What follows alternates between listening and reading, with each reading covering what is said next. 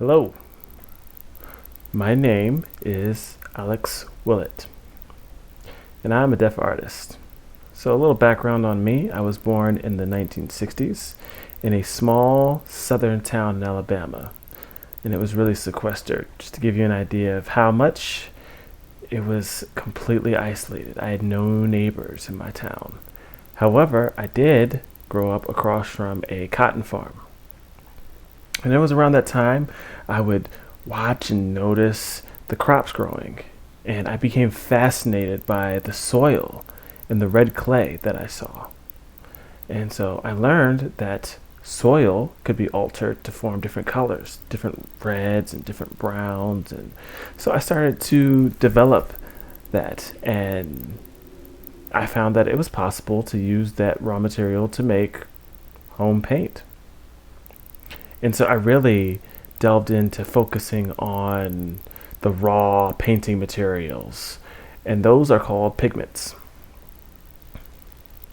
Those kinds of colors that you can develop from natural earth, using rocks and dirt and soil. So if you gather that material and refine it, you can extract the raw materials from it and then add those materials to water or oils. But I like to focus on the oils specifically.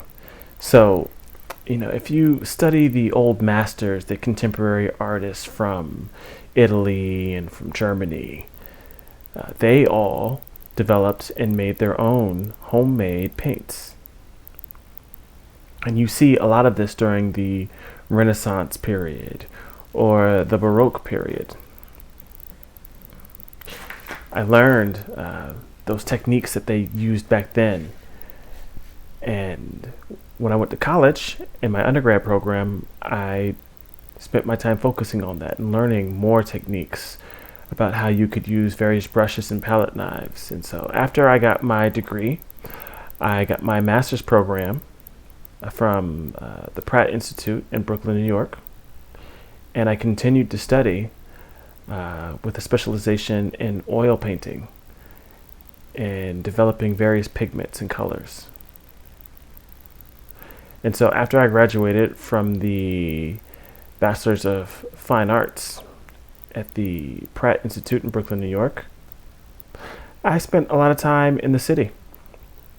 Altogether, it was around 30 years before I decided that it was time to get out and do a little bit more exploring of the country and get my hands on some raw earth materials since I had been there for so long.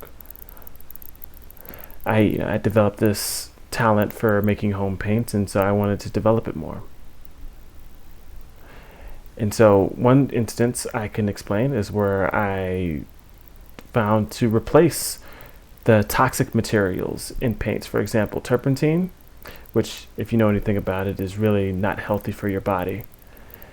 And so removing the turpentine, and I found a perfect substitute in lavender flower oil, which was very fragrant.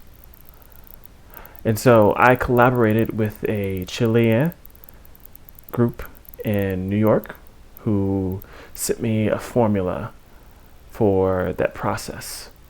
And so I experimented with that material and developing a new medium using the lavender oil. Lavender oil, or was lavender seed oil? Lavender oil. Yeah, lavender oil. And I noticed not only did it smell good, but it was also safe to breathe and paint with, and the colors really popped. And so you had the benefit of it also being healthy for you. So I realized that upon my studies that was the kind of techniques and procedures that they used in the Renaissance. And so I know they stopped using it for whatever reason, but realizing its health implications, I would encourage everyone to go back to those old materials and focus on your health, especially if you're working in a studio environment. It's really important.